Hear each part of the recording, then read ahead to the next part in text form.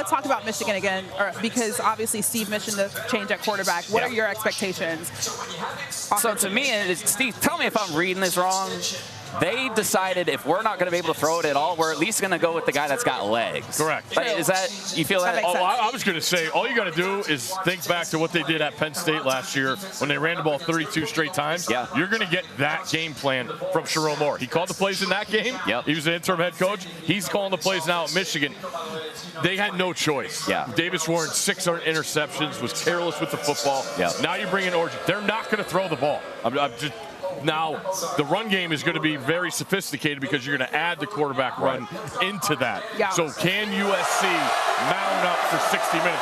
That's what I want to see. Yeah. You talked about their defense and changing the improvement. Now you got to line up for 60 minutes and buckle it up and prove that you can stop the run on the road in that kind of environment. That's what I'm excited to see about USC today. It took Michigan 3 games to get their first rushing touchdown. Yeah. Do you think that they need to change it at running back as well?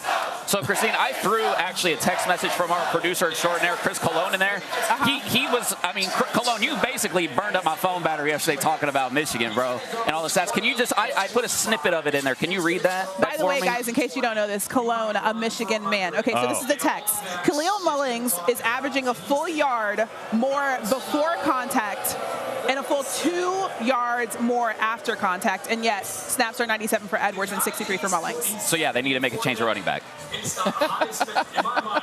Like Donovan Edwards, you know when Donovan Edwards needs to play? When, like, the fate of the earth is in the balance. Because when the biggest moments show up, Donovan Edwards shows up. He's like, oh, it's my time to shine. Yeah. Right? Like, if they're not in those situations, for whatever reason, you know, he plays up to the moment. And if the moment's just not, like, that's just how it's been. Well, this is as big a moment as there is, though, because their season's going down the tubes if they don't win today. Again, fate of the earth, though, has to be on the line. Got it. You know what I mean? Like, let's didn't be real. we kind of, I mean, we expected a drop-off for Michigan a little bit. Yeah. We expected this to be a rebuilding year, but did we expect it to look like it currently looks? No, because I thought they were going to be able to rely on that defense. You're talking about Will Johnson, top 5 pick in the draft. You got Graham up front. You got Grant up front. You got the transfer Barham from Maryland, who's an All-American linebacker. I thought they were going to be able to rely on their defense to keep them in the game. And they're just on the field the whole first half against Texas, and they got worn down.